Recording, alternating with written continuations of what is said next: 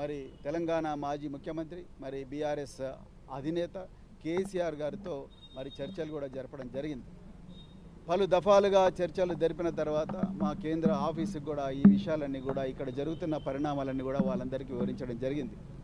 మరి తెలంగాణ వాదం బహుజనవాదం రెండు ఒకటే.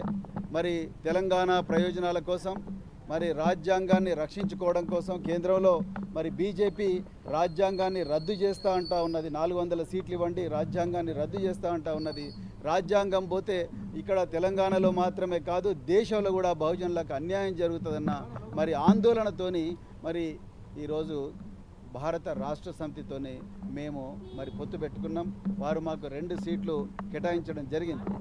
మరి ఆ 2 సీట్లు కేటాయించిన తర్వాత నిన్న అఫీషియల్గా మా కేంద్ర సమన్వయకర్త అనుమతితోనే నిన్న అఫీషియల్గా మరి ఇరు వర్గాల అప్రూవల్ వచ్చిన తర్వాతనే నిన్న మరి మేము నాగర్ కర్నూలు నియోజకవర్గం నుండి హైదరాబాద్ నియోజకవర్గం నుంచి పోటీ చేస్తామని కూడా ప్రజలకు ప్రకటించడం జరిగింది.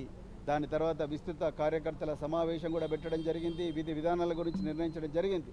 కానీ అది తెలుసుకున్న మరి అది నచ్చని భారతీయ జనతా పార్టీ నరేంద్ర మోడీ ఇవాళ నాగర్ కర్నూలుకి వచ్చిండు, నిన్న హైదరాబాద్లో ఉన్నాడు. అది నచ్చని భారతీయ జనతా పార్టీ ఈ లౌకిక కూటమి, ఈ చారిత్రాత్మకమైన కూటమి ఏదైతే ఉన్నదో భారత రాష్ట్ర సమితి, అదేవిధంగా బహుజన్ సమాజ్ పార్టీ కూటమి, మరి రాజ్యాంగాన్ని రక్షించే కూటమి నచ్చని నరేంద్ర మోడీ అమిత్ షాల ద్వయం మా పార్టీ మీద ఒత్తిడి తీసుకొచ్చి ఈ కూటమిని రద్దు చేసుకోమని నన్నే ప్రెస్ కాన్ఫరెన్స్ పెట్టి చెప్పమన్నారు.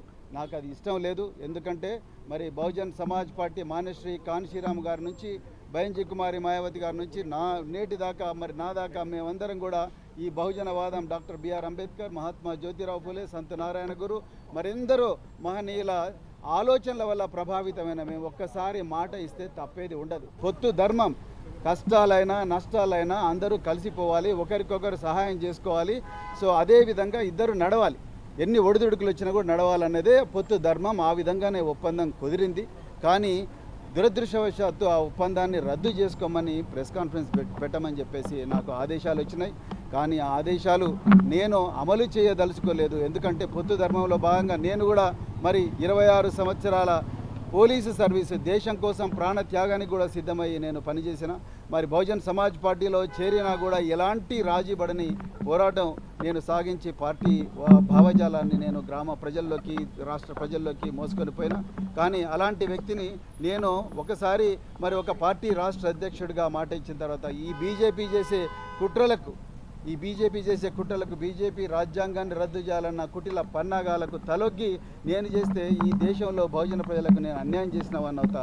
అందుకొరకే నేను మరి ఈరోజు నేను రాజీనామా బహుజన్ సమాజ్ పార్టీ సభ్యత్వానికి నేను రాజీనామా చేయడం జరిగింది. తెలంగాణ ప్రజలందరూ కూడా ఈ నిర్ణయాన్ని మరి స్వాగతించాలని చెప్పి నేను కోరుకుంటున్నా. నేను తెలంగాణలో బహుజన ప్రయోజనాల కోసం, అదేవిధంగా మరి తెలంగాణలో ఉండే బహుజన ప్రయోజనాల కోసం, దేశంలో రాజ్యాంగాన్ని రక్షించడం కోసం, లౌకికవాదాన్ని బతికించడం కోసమే నేను ఈ నిర్ణయం తీసుకున్న, ఇంకొక ఉద్దేశంతో కాదు. మరి నాకు ఇంత చక్కటి అవకాశం 2.5 సంవత్సరాలు నన్ను సొంత తమ్మునిగా భావించి నాకు అవకాశం ఇచ్చిన బహంజీ కుమారి మాయావతి గారికి నా హృదయపూర్వక పాదాభివందనాలు తెలుపుతున్నా. అదేవిధంగా తెలంగాణ తోడుగా ఉన్న మరి ఎండనక వాననక రేయనక పగలనక నాతో పాటు తిరిగిన ప్రతి కార్యకర్తకు కూడా నేను హృదయపూర్వక పాదాభివందనాలు తెలుపుతున్నాను. ఇప్పటికి కూడా నేను బహుజనవాదినే, నా గుండెల్లో బహుజనవాదం ఎప్పుడు కూడా ఉంటుంది. కానీ ఒక్కటి మాత్రం చెప్తున్నా, నేను ఎలాంటి ఒత్తిళ్లకు తలొగ్గను. ప్రాణం పోయినా సరే రాజ్యాంగాన్ని రక్షించుకుంటాం, రాజ్యాంగాన్ని కాపాడుకుంటాం. రాజ్యాంగ విలువలు జస్టిస్, లిబర్టీ, ఈక్వాలిటీ, ఫ్రాటర్నిటీ ఏవైతే విలువలను బాబాసాహెబ్ అంబేద్కర్ గారు చెప్పినరో, మాన్యశ్రీ కాన్షీరామ్ గారు ఏ విలువలైతే బోధించినరో ఆ విలువలను తప్పకుండా మేము కాపాడుకుంటాం, మా చరిత్రను కాపాడుకుంటాం. బహుజన ప్రజల కోసమే మరి రాత్రింబవలు పోరాడతామని చెప్పేసి ఈ సందర్భంగా చెప్తున్నా.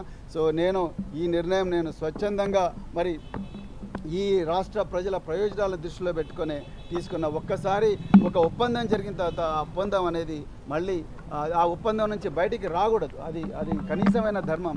అందుకొరకే నేను ఆ పని చేయడం ఇష్టం లేక మరి నేనే బయటికి రావడం జరిగింది. సో నేను మళ్ళొకసారి చెప్తున్నా, బహంజీ కుమారి మాయావతి గారు ఉక్కు మహిళ, మరి ఉత్తరప్రదేశ్ మాజీ ముఖ్యమంత్రి గారు, వారు నిజంగా చాలా గొప్ప వ్యక్తి. వారు నాకు ఒక చక్కటి అవకాశం కల్పించారు. వారికి హృదయపూర్వక ధన్యవాదాలు తెలుపుతా ఉన్నా. అదేవిధంగా బహుజన్ సమాజ్ పార్టీ నాయకులకందరికీ ధన్యవాదాలు చెప్తా ఉన్నా. మరి నేను త్వరలోనే నా శ్రేయోభిలాషులు